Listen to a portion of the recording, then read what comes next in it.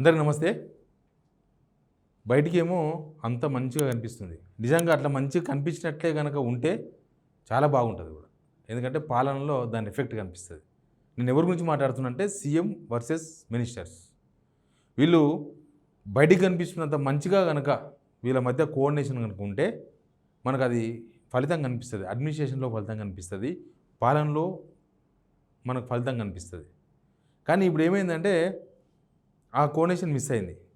ఆ పాలనలో ఆ అడ్మినిస్ట్రేషన్ కూడా మిస్ అయింది. మీకు అందరికీ తెలుసు. ఇప్పుడు సీఎం వర్సెస్ మినిస్టర్స్ ఏంది అసలు? సీఎం ఇంటికి మినిస్టర్స్ రామని మొరాయించేసారు. ఇదంతా నడుస్తున్నాగానే కొండ సురేఖ ఒక బాంబు పేల్చారు కదా. మామూలుగా అయితే మినిస్టర్లు ఫైల్ మూమెంట్కి డబ్బులు తీసుకుంటారు. ఆమె వెనుక రేవంత్ రెడ్డి ఉన్నాడు, రేవంత్ రెడ్డి మాట్లాడించారని ఒక కొత్త చర్చ తీసుకొచ్చారు క్యాబినెట్లో, గవర్నమెంట్లో. అదే మాట్లాడుకుంటున్నారు. ఆమెంతలకు ఆమె మాట్లాడలేదు. అంతకుముందు నాగార్జున, కేటీఆర్ ఆ విషయంలో అప్పుడు కేటీఆర్ మీద మాట్లాడినప్పుడు రేవంత్ రెడ్డి మాట్లాడించిండు. ఇప్పుడు మళ్ళీ అదే స్క్రిప్ట్ ఆమె ఫాలో అయింది అనేది మిగతా మంత్రుల్లో అనుమానం. ఇదంతా ఎక్కడ ఎఫెక్ట్ చూపిస్తుంది అంటే పాలన మీద ఎఫెక్ట్ చూపిస్తుంది. అది ప్రజలకు చేరే విషయంలో ఎఫెక్ట్ చూపిస్తుంది. ఈ అన్ని విషయాల మీద మాట్లాడదాం. మాట్లాడకన్నా ముందు సబ్స్క్రైబ్ చేసుకున్న వాళ్ళు కింద ఉన్న సబ్స్క్రైబ్ బటన్ కూడా నొక్కండి. సబ్జెక్ట్లో పోదాం సీదా.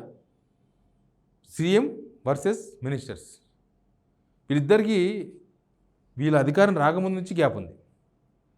ఎవరికైనా కూడా, ప్రతి ఒక్కరికి. పీసీసీ ప్రెసిడెంట్ రేవంత్ రెడ్డి కావడం వీళ్ళకి నచ్చలే ఫస్ట్. సరే, ఆయన ముఖ్యమంత్రి కావడం నచ్చలే. నెక్స్ట్ ముఖ్యమంత్రి అయిన తర్వాత కూడా నచ్చలేదు. కానీ సరే, గవర్నమెంట్ రాక వచ్చింది, పోదాం, నడుద్దాం వెంబడి. అందరికీ ఆకలితో ఉన్నారు, చూద్దాం ఎంత దూరం పోతుందో అనుకొని నడిపించారు. ఈ సంవత్సరాల వరకు కొద్దిగా కలిసి ఉన్నట్టుగా, కొట్లాడినట్టుగా, మాకేం తెలియదు అన్నట్టుగా, అన్నీ మాకే తెలుసు అన్నట్టుగా ఇవంతా నడిచినాయి. కానీ సలహాలు ఇచ్చిపుచ్చుకునే విషయంలో మాత్రం ఎవరికి పడదు. సలహాలు ఇచ్చిపుచ్చుకునే విషయంలో సీఎం సలహాలు వీళ్ళని అడగడు, వీళ్ళు సీఎంకి చెప్పరు. సీఎం ఏమనుకుంటారంటే నేను ముఖ్యమంత్రిని కదా, వాళ్ళని అడిగితే లోకు అవుతా అని ముఖ్యమంత్రి అనుకుంటాడు. వీళ్ళేమనుకుంటారంటే తెచ్చుకుంటు కదా ముఖ్యమంత్రి, మనం ఎందుకు చెప్పాలి, చెయ్యని, ఏమైనా ఉంటే నెగిటివ్ అంతా ఆయన మీదే అవుతుంది, మాకెందుకు. అందుకే అసలు ఎవ్వరు ఏ ఇష్యూ వచ్చినా స్పందించరు. చూడు, ఇప్పుడు కొండ సురేఖ ఓపెన్గా మాట్లాడింది కదా, మినిస్టర్స్ ఫైల్స్ మూవ్మెంట్ కావాలంటే డబ్బులు తీసుకుంటారు. కానీ నేను ఇక్కడ ఈ మన ఊరిది, మన కాలేజీ కాబట్టి తీసుకోవాలి, ఆమె కూడా తీసుకుంటానని దాని అర్థం ఉంది. కానీ సేమ్ టైం మినిస్టర్స్ అంతా గుస్సా. అంటే ఆమె అంతగానం మాట్లాడితే కనీసం సీఎం ఆమెను పిలిచి కూడా మందలించలే. కనీసం ఎందుకు ఇట్లా మాట్లాడాము అని అడిగేతోడు కూడా లేడు. ఇప్పుడు మేమందరం బద్నామైనాం కదా. సరే, అందరూ తీసుకుంటుండొచ్చు, కొందరు తీసుకుంటుండొచ్చు, కొందరు ఎక్కువ తీసుకుంటుండొచ్చు, కొందరు తక్కువ తీసుకుంటుండొచ్చు, ఏమైనా జరుగుతుండొచ్చు గవర్నమెంట్లో. కానీ ఒక మినిస్టర్ ఓపెన్గా బహిరంగంగా, మినిస్టర్ ఎవరో కాదు మాట్లాడింది, మినిస్టర్ అట్లా మాట్లాడినప్పుడు దానికి ఒక ఆమెనే మళ్ళీ వివరణిచ్చే ప్రయత్నం చేసింది. అక్కడ కూడా దొరికిపోయింది. వివరణిచ్చే ప్రయత్నం చేస్తే కరెంటు పోయింది, 4 నిమిషాలు పోయింది కరెంటు.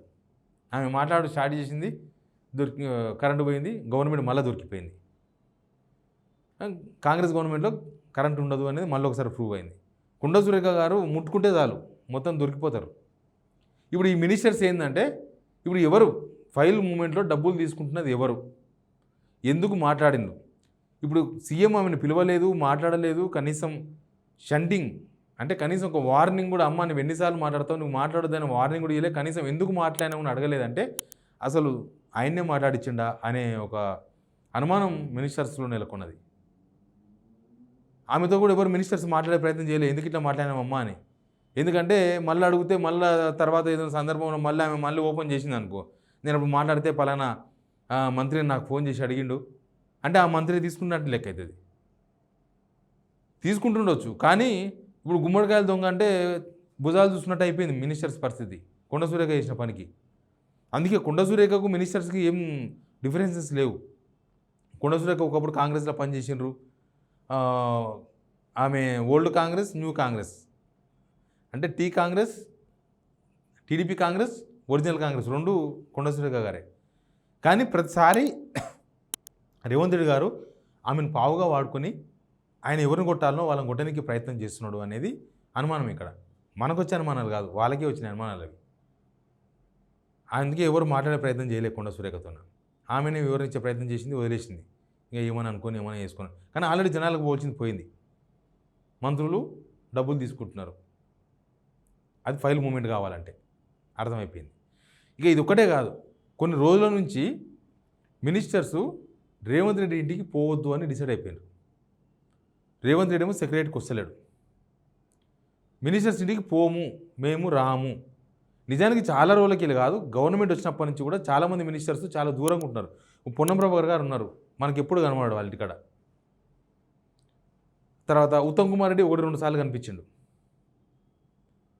కొండ సురేఖ అప్పుడు ఏదో సమస్య వచ్చినప్పుడు కనిపించింది. మిగతా మినిస్టర్స్ కూడా అంత ఈజీగా పోలే. ఎక్కువగా పోయింది పొంగులేటి శ్రీనివాసరెడ్డి.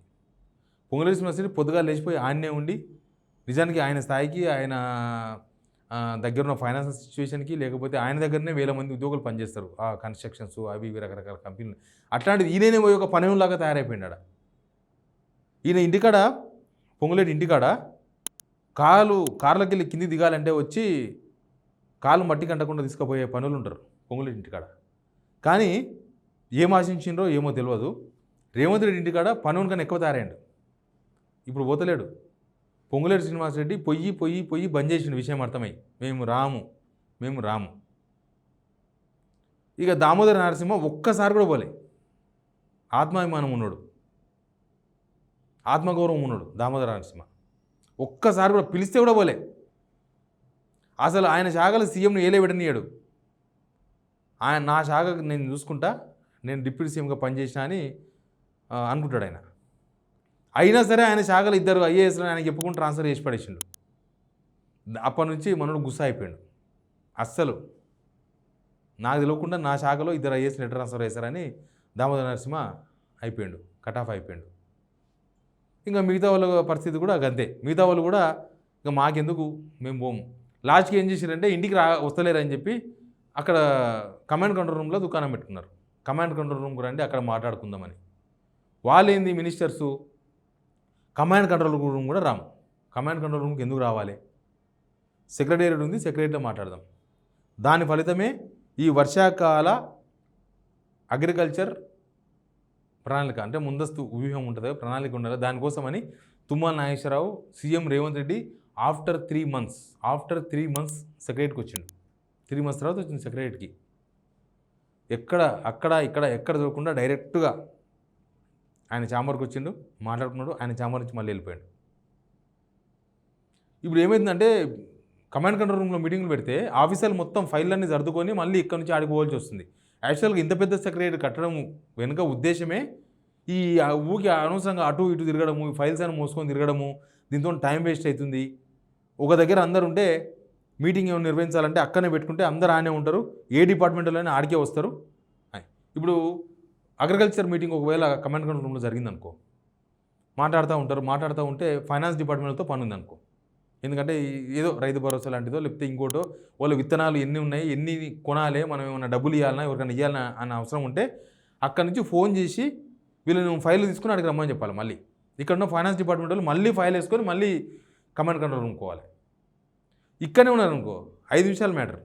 సెక్రటరీలో ఉంటే డిపార్ట్మెంట్కి ఫోన్ చేసి వాళ్ళ విలువండి అంటే వాళ్ళు ఎవరో ఫోన్ చేస్తారు, పిఎస్ వాళ్ళకి ఫోన్ చేసి రండి అంటే 5 నిమిషాలు, మ్యాక్సిమం 10 నిమిషాలు వాళ్ళు మొత్తం ఫైల్ మొత్తం జరుపుకొని అక్కడికి వచ్చేస్తారు. ఆడికి పోవాలంటే అరగంట పడుతుంది, 30 గంట పడుతుంది, మళ్ళీ రావాలంటే మళ్ళీ ఒక అరగంట పడుతుంది. అదంతా డిస్టర్బెన్స్. మినిస్టర్స్ అడుగుతున్నారంట, మేము రాము, సిసిఎస్ కూడా రాము, కమాండ్ కంట్రోల్ రూమ్ ఆడి కూడా రాము అంటే లాస్ట్కి సెక్రటరీకి వచ్చిండు. ఇట్లా మొత్తం కూడా అసలు రేవంత్ రెడ్డి మొన్న 10 రోజులు పోయించాను కదా, ఎరుకో పోయించాను కదా, విదేశీ టూర్లోకి పోయించాను కదా, మొత్తం పెట్టుబడులు వచ్చినాయని. ఆ నుంచి వస్తే ఎయిర్పోర్ట్లో ఒక్క మినిస్టర్ పోలే. అంతా ఆయన ఇచ్చుకున్న ఈ కార్పొరేషన్ చైర్మన్స్ ఇచ్చుకున్నారు కొంతమందికి, వాళ్ళు వీళ్ళు కొంతమంది పోయిన తప్ప ఒక్క మినిస్టర్ అంటే ఒక్క మినిస్టర్ కూడా లేడు. ఆయనేమో నేను గొప్పగా ఇన్ని పెట్టుబడులు తీసుకొచ్చినా, నేను ఇంత పనిచేస్తున్నా తెలంగాణ కోసం అని ఆయన చెప్పుకుంటుంటే వీళ్ళు కనీసం స్వాగతం పలకని కూడా పోలే. కనీసం వచ్చిన తర్వాత కూడా ఎక్కడ కలిసి ఆయన అభినందించిన సందర్భాలు కూడా లేవు. నువ్వు చేసినావు, మంచి చేసినావు అని. దీనికి మినిస్టర్ల తప్పు ఉంది, రేవంత్ రెడ్డి తప్పులు ఉన్నాయి, 2 ఉన్నాయి. ఎవరికో వాళ్ళదే. ఎందుకంటే ఇప్పుడు ఉత్తమ్ కుమార్ లాంటి వాళ్ళు వైఎస్ రాజశేఖర్ దగ్గర నుంచి పనిచేసి వచ్చిన వాళ్ళు, మినిస్టర్లుగా పనిచేసిన వాళ్ళు. ఆల్మోస్ట్ జూపల్లి కృష్ణారావు అటు వైఎస్ దగ్గర పనిచేసిండు, కేసీఆర్ దగ్గర పనిచేసిండు, ఇక్కడ పనిచేస్తుండు. ఇట్లా చాలామంది. శ్రీధర్ బాబు శ్రీధర్ బాబు పాయింట్ ఏంటంటే శ్రీధర్ బాబు హైకమాండ్ వ్యూలో ఎక్కువ కలిసి ఉండే ప్రయత్నం చేస్తున్నాడు. ఆయన కూడా ఇంటికి ఏం వదిలేడు కానీ కలిసి ఉండే ప్రయత్నం చేస్తున్నాడు. ఆయన నాకు తెలిసి ఆయన ఇక్కడ ఉన్న విషయాలన్నీ కూడా హైకమాండ్కి చేరవేనికే తిరుగుతున్నాడని అంటారు కాంగ్రెస్ వాళ్ళు. ఇట్లా మినిస్టర్స్ వర్సెస్ సీఎం ఇట్లా నడుస్తే వ్యవహారం సంసారం ఏం ముందర పడుతుంది, సంసారం ఎట్లా ముందుకు పోతుంది. వీళ్ళ ఫెయిల్యూర్ అడ్మినిస్ట్రేషన్ ఫెయిల్యూర్ కానికే వీళ్ళ గవర్నమెంట్ ఫెయిల్ కానికే ఇదే ప్రధానమైన ఒక కారణం. ప్రధానమైన కారణాలు ఇది ఒక కారణం.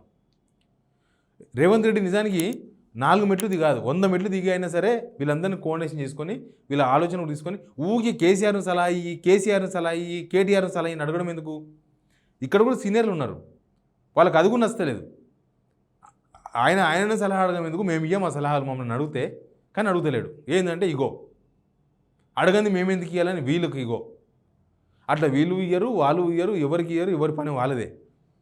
పొంగులేరు శ్రీనివాసరెడ్డి కూడా ఈ మధ్య వాళ్ళ డిపార్ట్మెంట్కి సంబంధించిన ఏదో ట్రాన్స్ఫర్స్ తీసుకొని పోయినాడు. ఇంకోటి ఏంటంటే తెలుసా, ఎవరైనా ఇప్పుడు ఒక డిపార్ట్మెంట్కి సంబంధించి ఆ సంబంధించిన శాఖ మంత్రి ఒక లేఖ ఇచ్చిన అనుకో ఆఫీసర్స్కి, అది ఫైనల్ కాదంట, వాళ్ళకి మళ్ళీ సీఎం దగ్గర నుంచి రావాలంట. అంటే సీఎం చెప్పింది ఏ పని కాకూడదు, ఏ పని చేయకూడదు అని ఆదేశాలు ఉన్నాయి. మినిస్టర్స్ అవి కూడా మేము వేస్టే కదా అన్న దానిలో వీళ్ళు ఉన్నారు మినిస్టర్స్. ఇక ఇవన్నీ హైకమాండ్కు మీనాక్షి నటరాజన్కు చెప్పి వేస్ట్.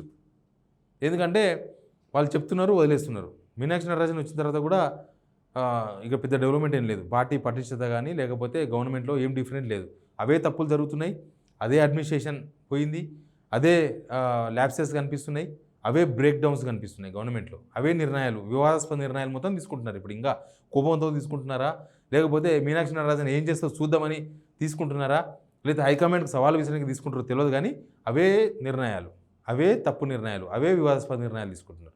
ఇట్లా మొత్తం కూడా ఏ ఇష్యూ చూసినా గవర్నమెంట్లో పెద్ద చర్చ నడుస్తుంది ఆఫీసర్స్లో. అసలు వీళ్ళకే చక్కగా లేదు, మధ్యలో మేము చేస్తున్నామని. ఈయన కోడి చెప్తే ఆయన ఓడి కొడతాడు, ఆయన కోడి చెప్తే ఈయనోడు కొడతాడు, ఆయన చెప్పినని చేస్తే ఈయన అడుగుతాడు, ఈయన చెప్పినని చేస్తే ఆయన అడుగుతాడు. మేము పని చేయాలా చేయకూడదా అని నిమ్మలంగా ఉన్నారు వాళ్ళు కూడా. చూద్దాం, అందరు కలిసి మాట్లాడదాం. అందుకే ఏ స్కీమ్ కూడా జనాలకు రీచ్ కాకపోయిన కారణం ఆఫీసర్స్ ఫెయిల్యూర్. ఆఫీసర్స్ కావాలని ఫెయిల్ అవుతున్నారు.